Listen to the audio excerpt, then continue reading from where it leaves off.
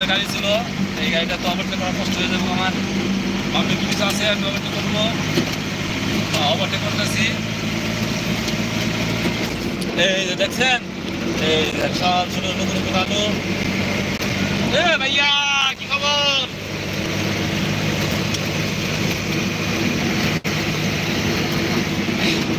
তাতে আমার তো মনে হচ্ছে যে নতুন আলুগুলো নামতেছে দেশে, তাতে মনে হয় যে আলুর বাজার এবার একটু মনে হয় কমতে পারে। কারণ আমরা বাঙালিটা তো আলু ছাড়া কিছুই বুঝি না। কারণ আমরা হইলাম বাঙালি, ডাউল আলুর ভর্তা আর ভাত, এটাকে আমরা মনে করি বিরিয়ানি। বিরিয়ানি করি, গরিব মাসের বিরিয়ানি। কারণ আমরা যা রান্না করি তাতে মধ্যে আলু দিতেই হয়, ঠিক আছে? কারণ আমরা তো মনে করেন আর কি করবো ভাই, মাছ মাংস। আর গাজীপুরে তো আলু আসার কারণ হলো কি জানেন? না তো ভাই, গাজীপুরের প্রধান সকালবেলার প্রধান খাবার হলো আলু ভর্তা, ডাউল আর ভাত। ভাই এটা কিন্তু আমার প্রিয় খাবার ভাই, জানেন আপনি? আপনার প্রিয় খাবার কিন্তু গাজীপুরের প্রধান খাবার হতে পারে ভাই। আমার প্রিয় খাবার আছে ভাই ডাল আলু ভর্তা, ঠিক আছে? শুকনো মরিচ দিবি, মনে করেন যে ছোট ছোট গুঁড়া করে যে তেলটা দেয়, ও এমনি তো আমি ভাত খাই সর্বোচ্চ 1 প্লেট, ঠিক আছে? আলু ভর্তা, ডাউল আর যে মরিচ ভর্তা করে যে দেয়, ঠিক আছে, দিলে ভাই আমি সর্বোচ্চ মনে হয় না হলো ভাই আমি 1.5 প্লেট উপরে খেয়ে পারুন ভাই।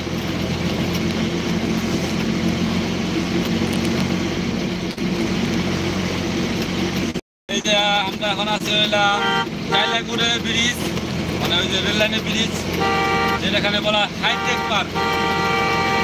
হাইটেক পার্কে যে ব্রিজ আছে, এখানে একটা স্টেশন আছে, কাইলাগুড়ের রেললাইনের স্টেশন আছে। এখানে আপনার যে ট্রেনগুলো আছে, লোকাল ট্রেনগুলো, তারা এখানে ব্রেক করে। এই যে স্টেশনটা অবশ্যই বানাইছিল আপনাদের উত্তরবঙ্গের যে লোকদের সুবিধার জন্য। কারণ বাসে শুনছিলাম ভাড়া বেশি, অনেক সময় এলো বাসে এলাম জায়গা পায় না। ওই যে বামসার অনেক সময় বাসে জায়গা থাকে না। ওই যে ওখানে অলরেডি একটা ট্রেন থামে আছে, ওই কি দেখতে পাচ্ছেন আপনারা, লাল বাতি।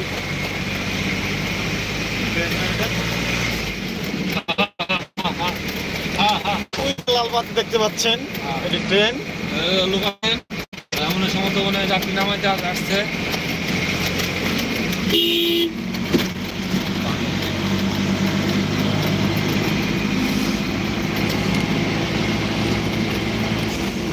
এখানে আপনার হাইটেক পার্কে আপনার অনেক ধরনের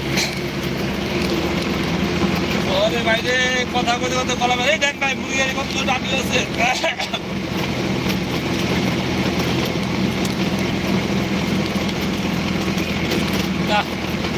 আপনার সাথে আমি কথা বলতে বলতে আমার নিজেরই গলা ব্যথা হয়ে গেছে। আমার লাইফে মনে হয় যে আমি এত ভেকার ভেকার করি নাই, আমি বাঁচার মতো। ঠিক আছে, আজকে কেন জানি মনে হলো যে লাইভে এসে আপনার সাথে একটু মানে খাওয়া পেছাল পারি, বুঝছেন? কি যে কোন দুঃখের কথা যায় না আমার বুকের ব্যথা। অনেকদিন অনেক বছর পরে এত ভগভগ করলাম। অবশ্যই ছোটবেলা আগে যখন ছোট ছিলাম, ঠিক আছে, ধরেন যে স্কুলে লেখাপড়া গুলো যেতাম, ধরবে না বকর বকর করতাম, ঠিক আছে? ভগবান থেকে আমার স্যাররা আমার প্রত্যেকদিন মনে করে কাঁচা কচুতে পিটাই করতো। আবার করতে যে মানে ব্ল্যাকবোর্ডে লেখার জন্য যে ডাস্টার থাকতো, যেটা আপনার যে চকে লেখাগুলো বুঝতাম, মাঝে মাঝে ওগুলো স্টেক থেকে মারতাম শৈলে। আমার তো মনে করেন একদিন স্যারের হাতে মাইর খেয়ে বুঝছেন, পাঁচা মোচা লাল টকট হয়ে গেছিল। আমি ওদের ব্যথার চালায় প্রায় 15-16 দিন মতো আমি স্কুলে যাইনি। পরে হইলাম মাস্টার আইছিল স্কুলে বাসায় আইছিল যে আমি স্কুল যাই না কি জন্য, জানার জন্য। পরে বললাম স্যার আমার মারছিল, মেয়েরা কি করছে, আমি স্কুলে যাই নাই। পরে বললো যে মারছে কি জন্য?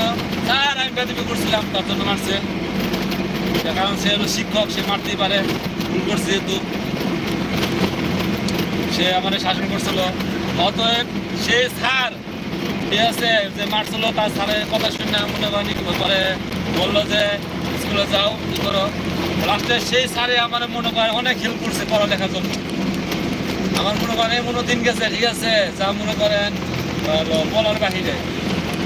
আমি মনে করেন ঠিক মতো পড়ালে পারতাম না, ইংলিশ কন, অঙ্ক কন, এই বাংলা কন ঠিক মতো বুঝতাম না, মানে মাথায় তো যা খবর ছিল আমার মাথায় ছিল স্টুডেন্ট মধ্যে। ওই স্যার আমার ক্লাস শেষ হইলে স্যার আমার মনে করেন